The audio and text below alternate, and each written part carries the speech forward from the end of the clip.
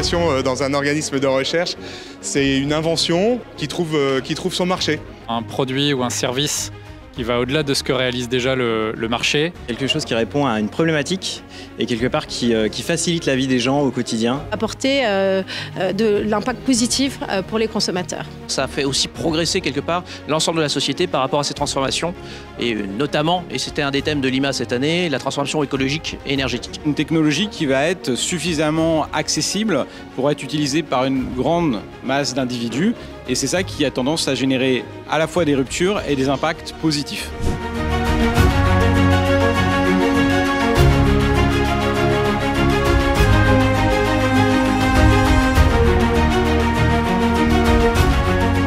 Bienvenue pour cette soirée, première cérémonie de ces France Corporation Innovation Awards. Vous allez voir, on va avoir une soirée passionnante. Dans quelques instants, je reçois deux personnalités du monde digital. Roxane Varza, qui est la directrice de Station F, et Maya Noël, qui est la directrice générale de France Digital. En fait, si on veut créer des champions d'innovation, il faut pouvoir, je pense que les startups sont en fait un formidable laboratoire d'expérimentation qui doit derrière s'intégrer à une chaîne de valeur globale.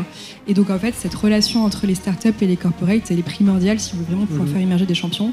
J'ai pas envie de citer l'IA, mais évidemment, il y a énormément d'IA qui passent quand même dans notre écosystème en ce moment et l'IA de très bonne qualité. On a des personnes avec des parcours assez incroyables. Et puis ensuite, on passera à la remise des prix. Donc on a 6 prix à remettre ce soir. L'objectif était de récompenser les gens qui avaient permis au sein de leurs entreprises de pouvoir vraiment importer des technologies pour la transformation des métiers et pour l'augmentation de la performance. Le conseil d'administration de l'IMA a revu les près de 70 candidatures reçues pour sélectionner à peu près 19 nominés. À ça, en fait, un jury d'honneur formé de la plupart des gens de la première ligne ici a revu, lors de 2 sessions de jury, dont une que tu as présidée, n'est-ce pas, les projets qui ont été pitchés.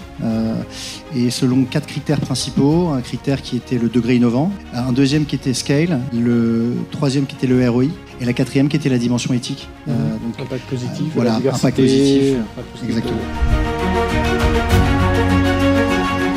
Donc c'est Inouk du CEA qui gagne. Je suis vraiment ravi de recevoir ce prix. Voilà, nous souhaitons remercier le CEA qui nous accompagne dans cette aventure depuis quelques années maintenant. Le prix est attribué à Terega Solutions pour le projet jumeau numérique industriel et de plateforme. Merci au jury, je suis assez surpris, assez ému aussi. On fait de l'innovation, on est des experts, on n'a pas l'habitude d'être devant des projecteurs. En même temps, à mon âge, c'est sympa aussi, donc j'en profite. Je vais rester un petit moment d'ailleurs ici.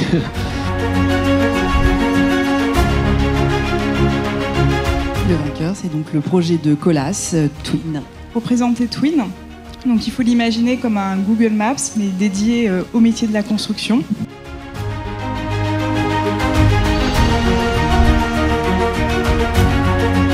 Je pense à des rails. Je pense à une politique que la SNCF a sur des rails verts. Et je pense à la façon dont ArcelorMittal a son projet autour de la 5G. 5G style ArcelorMittal. Déjà, on est très honoré d'être sélectionnés ce soir. On dit merci à toutes les équipes qui ont permis aujourd'hui de réaliser ce projet.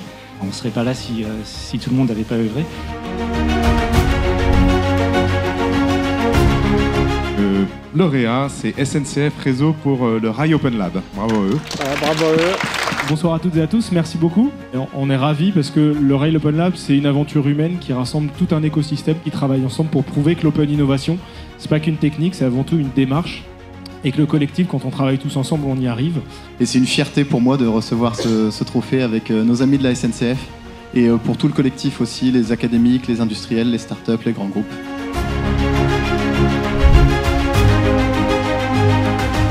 Le gagnant, c'est le projet de la Société Générale sur le projet Low Code, No Code et les Citizen Developers.